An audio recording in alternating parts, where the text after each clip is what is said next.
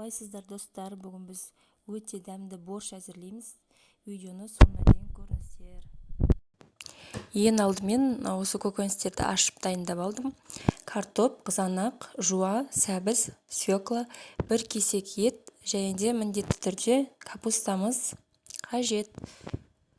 Ең алдымен осылай етімізді турап аламыз. Міндетті түрде ұсақтап турау қажеті жоқ. Үрлеп турасаңыздар да болады. Одан кейін жуамызды осылай турап аламыз. Сонан соң осылай сәбізімізді көбектеп турап алдым. Свекламызды дәл солай көбектеп турап алсаңыздар болады, бірақ бұл міндетті түрде емес.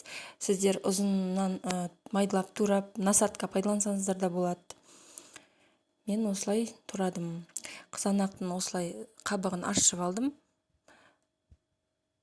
Бұл да міндетті түрде емес, бірақ осылай дұрысырақ болады. Картопымызды осылай видеодағыдай қылып турап аласыздар. Қазанымызға май құйып қыздырамыз. Қызған соң ортаға қойып, отты, яғни среднийге қойып, етімізді саламыз. Етімізді қуырып аламыз, бір қуырып, одан кейін жуамызды салып, сары болғанша осылай қуырамыз. Одан кейін сәбізімізді саламыз, 2-3 минуттай қуырамыз. Онан соң свекламызды салып, 5 минуттай қуырып аламыз. Свекладан кейін міндетті түрде қызанақ салынады. Қызанақты да 5 минут қуырсаңыздар болады. Оттың асты среднийда тұру керек. Одан кейін картопымызды саламыз да 5 минуттай тағда қуырып аламыз. Мінекей картопымыз бәрі қуырылды, міне дайын. Енді суымызды құйып қайнатамыз.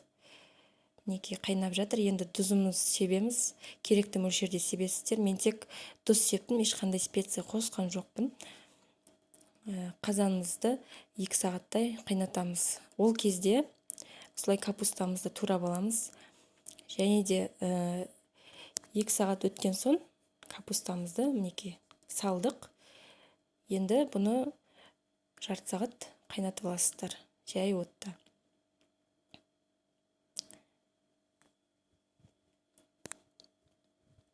Мінекей өте дәмді борщ дайындайсыздар осылай. Астарыңыз дәмді болсын.